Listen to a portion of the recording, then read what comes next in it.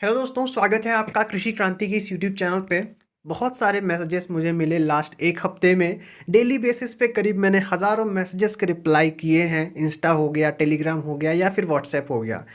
अगर आपका मैसेज रह गया हो गलती से तो आप क्षमा कर दें कृपया करके। इसलिए मैं वीडियो रिकॉर्ड कर रहा हूँ कि कितने नंबर तक के स्टूडेंट्स को रजिस्ट्रेशन कर लेना चाहिए। सबसे पहले इस वीडियो में हम बात करने वाले हैं आईसीआर यूजी के लिए, देन पीजी के लिए और फिर पीएचडी के लिए। तो अगर आप पीजी और पीएचडी के लिए इस वीडियो पे आए हैं तो आप थोड़ा सा स्किप कर सकते हैं, टाइम लैप्स आपको डिस्क्रिप्शन बॉक्स में मिल जाएगा। सबसे पहले हम बात करते हैं नॉन टेक कोर्सेज में कहाँ तक आपको रजिस्ट्रेशन करना चाहिए अगर आप सीट एक्सपेक्ट कर रहे हैं। तो जनरल, ओबीसी और ईडब्ल्यूएस में ओवरऑल रैंकिंग अगर आपकी 10,000 के अंदर है तो आपको रजिस्ट्रेशन मिस नहीं करना है। आपको आईसीआर काउंसलिंग के लिए रजिस्ट्रेशन कर लेना है। अगर 15,000 के अंदर है आपकी ओवरऑल रैंक तो आपको एक चांस लेना चाहिए। रजिस्ट्रेशन करके आपके चांसेस कहीं ना कहीं बन सकते हैं। अगर आप डायरेक्टली मॉपअप राउंड में जाने के लिए सोच रहे हैं तो अगर यहाँ पे भी आप रजिस्ट्रेशन कर लेंगे, 500 रुपीज़ आईसीआर के काउंसलिंग पोर्टल पे चार्ज हैं, तो आपको बाद में मॉपअप में नहीं देना पड़ेगा। तो बेटर है कि आप यहीं पे रजिस्ट्रेशन कर लें अपना। ओबीसी, जनरल, ईडब्ल्यूएस के ऐसे स्टूडेंट्स जिनकी ओवरऑल रैंकिंग 20,000 20,000 से ज़्यादा है, उनको आईसीआर की काउंसलिंग में कुछ भी नहीं मिलने वाला है। ये चीज़ आप इसका स्क्रीनशॉट ले लो, इसको रिकॉर्ड करके रख लो या फिर किसी पेपर पे लिख के रख लो। बहुत सारे ऐसे भी स्टूडेंट्स हैं जो 1,00,000 रैंक आने के बाद भी ओबीसी में होते हुए भी पूछते हैं कि क्या मुझे रजिस्ट्रेशन करना चाहिए। तो दोस्त, आपका रजिस्ट्रेशन करना आईसीआर के खाते में 500 रुपये डालने के अलावा दूसरा कोई भी मतलब नहीं है। नेक्स्ट हम बात कर लेते हैं ऐसे स्टूडेंट्स की जिनके पास कैटेगरी है। कैटेगरी मतलब एससी कैटेगरी है या फिर एसटी कैटेगरी है। तो अगर कैटेगरी रैंक आपकी 5,000 के अंदर है तो आपको एक बार चांस लेना चाहिए, ट्राई करना चाहिए, क्योंकि कैटेगरी में कट ऑफ थोड़ा सा ऊपर नीचे ज़्यादा होता है, वेरी करता है। तो इसमें आपको चांस ज़रूर लेना चाहिए। यहाँ पे मैं बोल रहा हूँ कि 5,000 के अंदर है तो आप रजिस्ट्रेशन करो, इसका मतलब ये नहीं है कि आपको सीट मिल ही जाएगी। सीट मिलने के चांसेस एसटी कैटेगरी में अगर 1,000 के अंदर है या फिर एससी कैटेगरी में 2,000 के अंदर है तो आपके चांसेस प्रबल हो जाते हैं। इसके अलावा रजिस्ट्रेशन आपको ज़रूर करना चाहिए, ट्राई करना चाहिए आईसीआर काउंसलिंग में। इसके बाद हम बात कर लेते हैं यूपीएस और पीडब्ल्यूडी की। तो यूपीएस अगर आपके पास रिजर्वेशन है तो किसी भी कैटेगरी के हों आपको रजिस्ट्रेशन करना चाहिए, काउंसलिंग में पार्टिसिपेट करना चाहिए। इसके बाद बात आती है पीडब्ल्यूडी कैंडिडेट्स यानी फिजिकली चैलेंज कैंडिडेट्स के बारे में। तो अगर आपने एग्जामिनेशन दिया है तो आपको काउंसलिंग में पार्टिसिपेट करना चाहिए। अपार्ट फ्रॉम आपकी रैंक कितनी आई है उससे फ़र्क नहीं पड़ता, आपको ट्राई ज़रूर करना चाहिए अगर फिजिकली चैलेंज स्टूडेंट्स हैं। नेक्स्ट हम बात कर लेते हैं technical courses, dairy technology, food technology और आपकी एग्रीकल्चरल इंजीनियरिंग में रजिस्ट्रेशन कहाँ तक आपको कर लेना चाहिए। ऐसे स्टूडेंट्स जिन्होंने अपना एग्जामिनेशन पीसीएम से दिया है तो आपकी रैंकिंग चाहे 40,000 हो, 50,000 हो या 60,000 हो, काउंसलिंग के लिए आपको ज़रूर ट्राई करना है, जिससे कुछ ना कुछ चांसेस तो आपके बन सकते हैं। गारंटी मैं नहीं बोल रहा हूँ, लेकिन ट्राई आपको ज़रूर करना चाहिए। भले ही आपकी कितनी भी रैंक हो, आपने अगर पीसीएम से एग्जामिनेशन दिया है तो आपको काउंसलिंग में अप्लाई करना है। इसके बाद बात आती है कैटेगरी वाले स्टूडेंट्स की। तो अगर आपने पीसीएम से दिया है और एससी एसटी कैटेगरी के हैं तो कितनी भी रैंक आई हो आपको अप्लाई ज़रूर करना चाहिए आईसीआर की काउंसलिंग में। अगर पीडब्ल्यूडी हैं या फिर यूपीएस के हैं, पीसीएम से दिए हैं, तो बिल्कुल आंख बंद करके आपको अप्लाई करना है आईसीआर की काउंसलिंग में। अगर आप मेरे बोलने पे आईसीआर काउंसलिंग में पार्टिसिपेट कर रहे हो तो आपको मेरी दूसरी बात भी ज़रूर माननी चाहिए।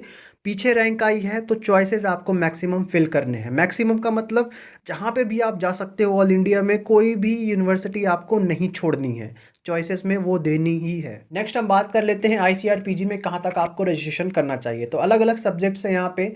जितने भी सब्जेक्ट्स के कट ऑफ वीडियो मैंने आपको दिए हैं यूट्यूब पे, उसको आई होप आपने ज़रूर देखा होगा। उसके आसपास की अगर आपकी रैंकिंग आ रही है जो मैंने बताया था वेट करने के लिए, तो आपको रजिस्ट्रेशन कर लेना चाहिए। इसके बाद मैं जनरल, ओबीसी और ईडब्ल्यूएस के लिए स्पेशली बता रहा हूँ कि अगर किसी सब्जेक्ट में पर्टिकुलर 200 सीटें हैं और आपकी रैंक 350 400 से ऊपर आ रही है तो रजिस्ट्रेशन करने का कोई भी मतलब नहीं है। एक एग्जाम्पल से हम देखें तो मान लीजिए हॉर्टिकल्चर में करीब 5,000 स्टूडेंट्स देते हैं और अगर आपकी रैंकिंग 1,000 से भी ज़्यादा आ रही है तो रजिस्ट्रेशन करने का कोई भी मतलब नहीं है। फेक होप ना रखें। फॉर एग्जांपल देखें तो एग्रोनॉमी में भी करीब 5,000 स्टूडेंट्स एग्जामिनेशन देते हैं, तो अगर आपकी रैंकिंग 500 600 से ऊपर आ रही है तो रजिस्ट्रेशन करने का कोई भी मतलब नहीं है। दूसरे सब्जेक्ट्स में देखें तो जिसमें 50 सीटें हैं तो आप ज़्यादा से ज़्यादा जा सकते हैं 150 रैंकिंग तक, 200 रैंकिंग तक जा सकते हैं, उसके आगे मिलने की कोई संभावना नहीं है।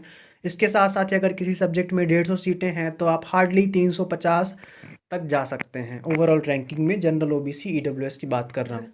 नेक्स्ट हम बात करें कैटेगरी वाले स्टूडेंट्स की, एससी और एसटी में।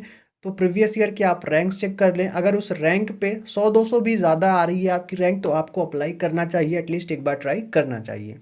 नेक्स्ट हम बात कर लेते हैं फिजिकली चैलेंज्ड और यूपीएस के लिए। तो अगर आपने एग्जामिनेशन दिया है तो आपको ट्राई ज़रूर करना चाहिए। पीडब्ल्यूडी यूपीएस में भी अगर आप अनरिजर्व के हैं तो थोड़ा सा कट ऑफ ज़रूर चेक करें। अगर एससी एसटी के साथ यूपीएस है तो आपको ज़रूर अप्लाई करना चाहिए पीजी की काउंसलिंग में। बहुत सारे प्राइवेट कॉलेजेस के स्टूडेंट्स के एडमिशन डिनाई होंगे। बहुत सारे ऐसे स्टूडेंट्स हैं जिन्होंने कैटेगरी में एग्जामिनेशन दे के रखा है, थर्ड ईयर सेकेंड ईयर वाले स्टूडेंट्स, तो वो आपके एडमिशन नहीं लेने वाले हैं। वो बस आपकी रैंकिंग के बीच में आ गए हैं, लेकिन जो फाइनल एडमिशन है वो केवल आपको ही मिलने वाला है। इसी तरह से हम देखें पीएचडी में, तो जिनको एसआरएफ मिल गया वो तो सीट ले ही लेंगे, ठीक है।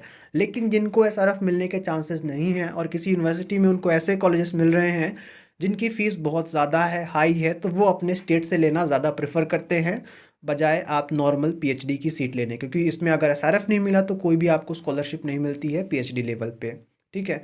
तो किसी सब्जेक्ट में अगर आपकी 50 सीटें हैं और आपकी पीएचडी के लिए 120 130 रैंक भी है तो आपको ट्राई ज़रूर करना चाहिए। अगर आप जनरल ओबीसी ईडब्ल्यूएस के कैंडिडेट हैं और किसी पीएचडी के सब्जेक्ट में केवल 20 सीटें हैं तो आपको एटलीस्ट 50 से 60 रैंकिंग ओवरऑल तक ज़रूर ट्राई करना चाहिए, ठीक है।